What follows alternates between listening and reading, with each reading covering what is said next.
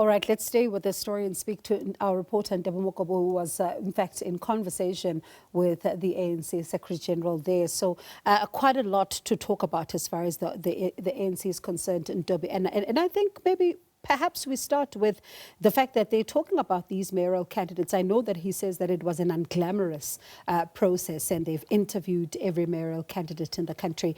But how vigorous was this process, given some of the issues with their candidates in the past?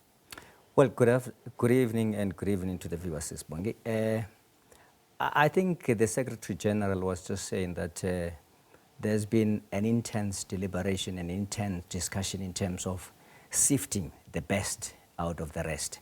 And what they really expected from some of the mayoral candidates was that they needed someone who can really lead your sophisticated economy. I mean, if you look at, for instance, some of the metros in South Africa, a metro like Cape Town, a metro like Johannesburg. Johannesburg is the economic hub, not just of South Africa, even of the continent. So you need someone who's, really economically averse when it comes to running that municipality. It's a municipality that has got the biggest stock exchange. So you need someone who will be equal to the task. So there were many questions that some of those, that they have traversed with some of those potential would-be mayors. And out of that, they said that they've got the best out of them.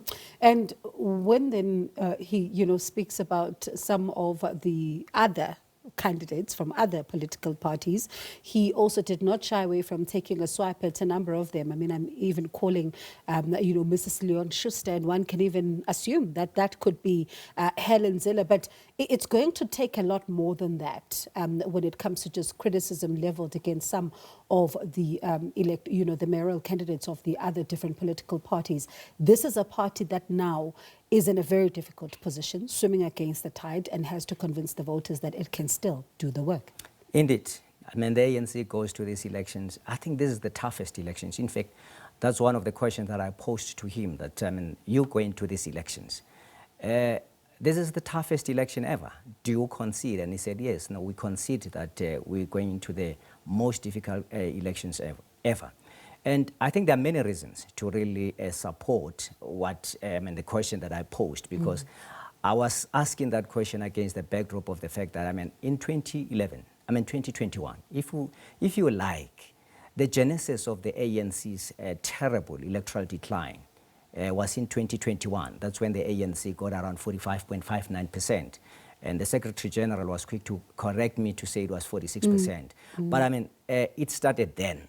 Mathematically, if I were to be precise, it was 45.59%.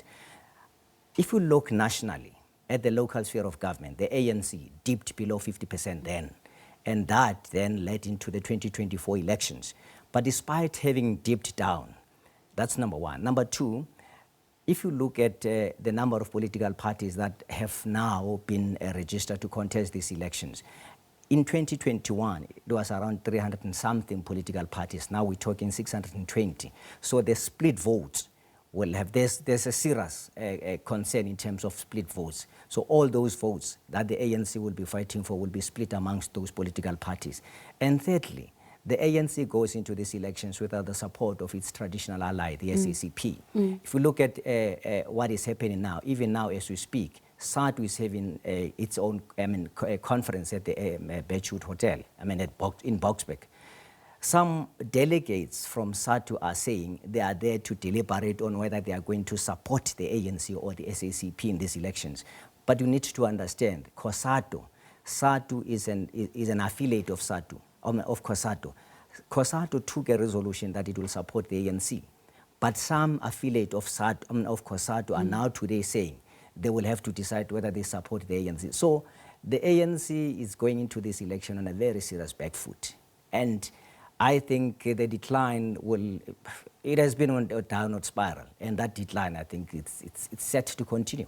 And going into the NEC meeting again with great difficulty, because a stalwart of the party, an NEC member, has made serious allegations. There's been lots of talk about money when it comes to ANC conferences in the public domain. But now when you have to hear it from someone, who is within the NEC structures, and you are going into an NEC, surely that's likely to come up. Well, I mean, the president of the Veterans League, Dr. Snuki Zikalala, was very concerned about the remarks by Dr. Nkosazana Dlamini Zuma that this is somewhat causing ructions just on the eve of elections, and the elections that will be very difficult for the ANC. And he was saying that it's unfortunate that that had to happen, and well, it has been something that the ANC has been tackling with, especially the issue of money at conferences. And there's been concession in a number of ANC leaders that vote buying or even money in conferences is a problem. Even in Johannesburg, you would recall that, I mean, there's been allegation that the money is thrown around in that conferences. So the problem of money is a concern for the ANC. But I mean, Fikile Mbalula, the Secretary-General, said that the matter will have to come before the Integrity Committee, and from there then the ANC will decide on its how it take the matter or how it's going to deal with the matter. But ultimately, he wants a recourse, and that recourse is to take the legal route. So possibilities are they will meet in court, and even Ronald Lamola, because his name was also mentioned, he has also indicated that well, he will take the matter to court. And it speaks about the difficulties that now you have a party that needs to focus its full attention to the elections. And yet here again, it now has to deal with yet another issue where you're talking about, for example, SATU, an affiliate of COSATU, having to talk about this difficult decision. We know what the SACP's position is, and now you have to have these remarks that are being made in the public domain. So it speaks about everything else that takes away from the party's focus. So in light of that, how ready are they then for the 23rd? Well, it's like wearing a brave face. You see, at some point I once asked the Treasurer-General then, who happens to be the Deputy President, when he visited the grave of Oliver Tambo, I asked him, is there anything that you've learned from Oliver Tambo? Because, well, those who followed his politics, Oliver Tambo, he once said, once the ANC is challenged, once the ANC is faced with tough difficulties, you need to close ranks. In situation or in situation like this, it warrants a leadership that would call everyone to really close the ranks, if they were, to salvage anything that is left off of the ANC in terms of the dignity and the rapport that the ANC used to command, not just as a liberation movement, but as a hope of some of those who believed in its ideology and its dogmas.